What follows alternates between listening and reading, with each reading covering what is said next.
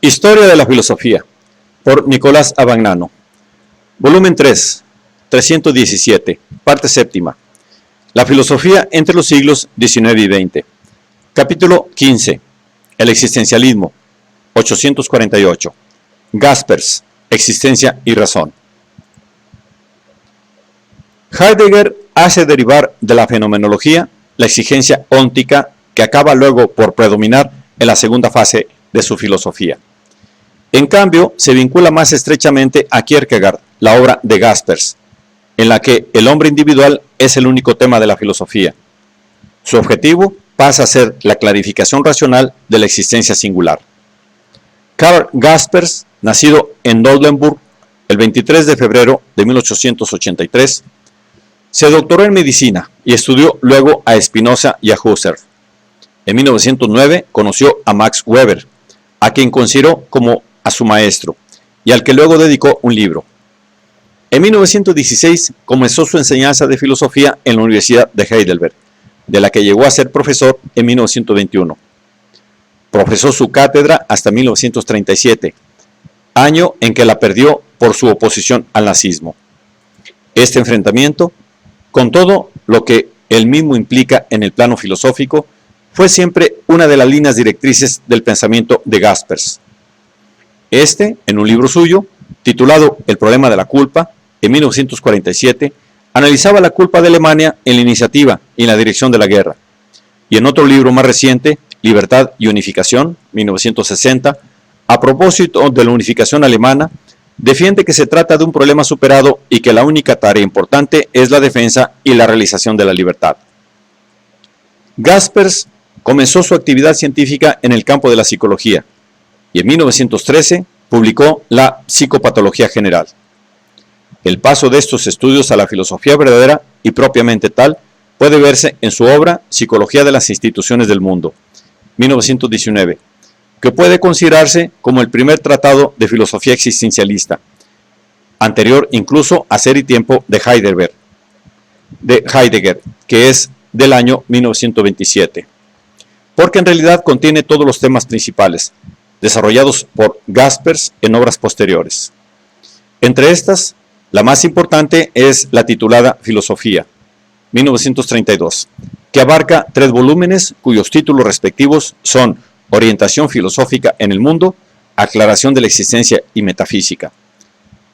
Otras obras suyas son las siguientes: La situación espiritual de nuestro tiempo, 1931, Max Weber, 1932, Razón y existencia, 1935, Nietzsche, 1936, Descartes y la filosofía, 1937, Filosofía de la existencia, 1938, El espíritu viviente de la universidad, 1946, Sobre la verdad, 1947, La fe filosófica, 1948, El origen y meta de la historia, 1950, Introducción a la filosofía, 1950, Razón y antirrazón en nuestro tiempo, 1950, Balance y perspectivas, discursos y ensayos, 1951, El problema de la desmitización, 1954, Schelling, 1955, Los grandes filósofos,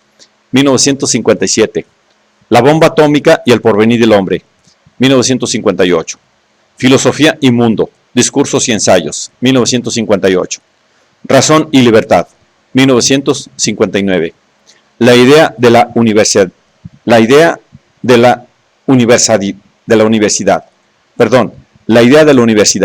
1961, La fe filosófica frente a la revelación, 1962. Jaspers comparte con la fenomenología el concepto de la intencionalidad de la conciencia y el de la apofanticidad de la razón. Pero el carácter apofántico o revelativo de la razón consiste esencialmente, según Jaspers, en la capacidad de aclarar la existencia misma, o sea, de llevarla a la conciencia y a la comunicación con las demás existencias. La existencia es el punto de partida y, al mismo tiempo, el límite de la clarificación o comprensión racional.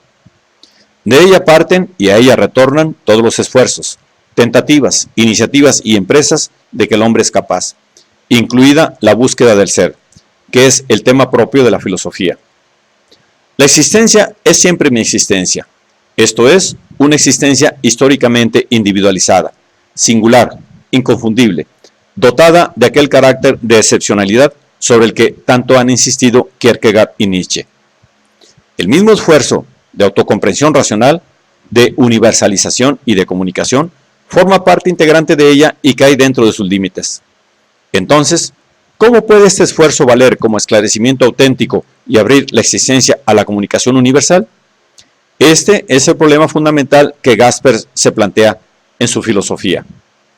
Existencia y razón son, según Jaspers, los dos grandes polos de nuestro ser. Están, pues, presentes en todas las formas del horizonte trascendente. La razón está presente como entendimiento de la conciencia en general. Está presente como vida o totalidad de ideas en el espíritu. Está presente, en fin, como razón esclarecedora en la misma existencia.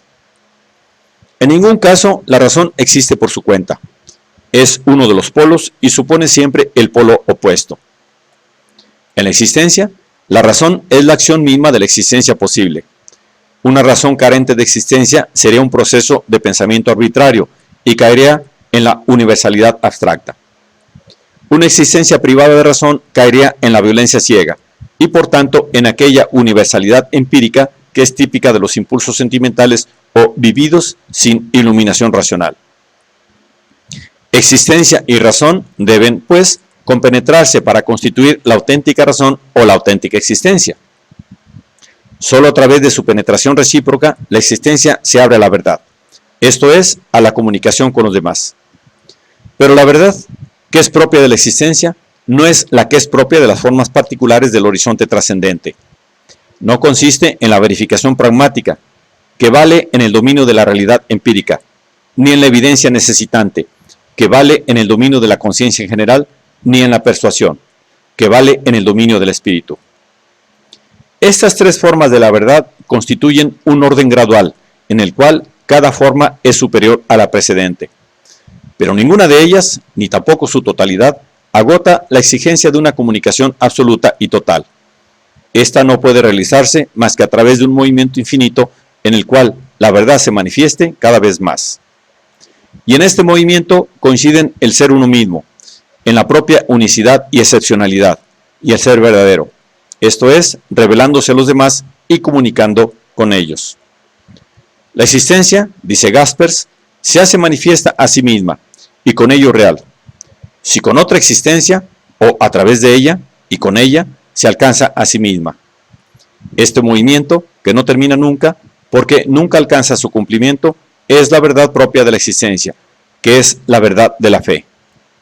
Cuando no puedo confiar en ninguna acción verificadora de la realidad, en ninguna certeza demostrable y en ninguna totalidad comprensiva, entonces yo me encuentro en un sentido tan profundo de la verdad que, sin abandonar el todo, que es mi mundo real, lo he superado para retornar a él después de la experiencia de la trascendencia, y me encuentro así en él y a la vez fuera de él.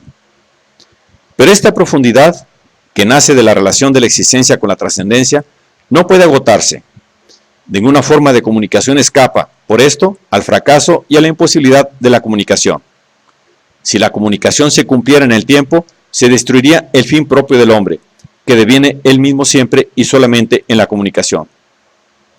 Por otra parte, lo incompleto de la comunicación y la gravedad de su fracaso revelan una profundidad que no puede ser colmada más que por la trascendencia. Si Dios es eterno, es verdad para los hombres en cuanto deviene verdad y precisamente en cuanto deviene verdad como comunicación. El límite en el cual la trascendencia cumple y perfecciona la verdad y la comunicación es un límite impensable, porque el pensarlo no hace más que conducirlo a las formas ya conocidas de la verdad y de la comunicación, es decir, a las formas incompletas. Así pues, en aquel límite, que sin embargo actúa en la existencia humana, tanto para el pensamiento como para la comunicación, no queda más que el silencio.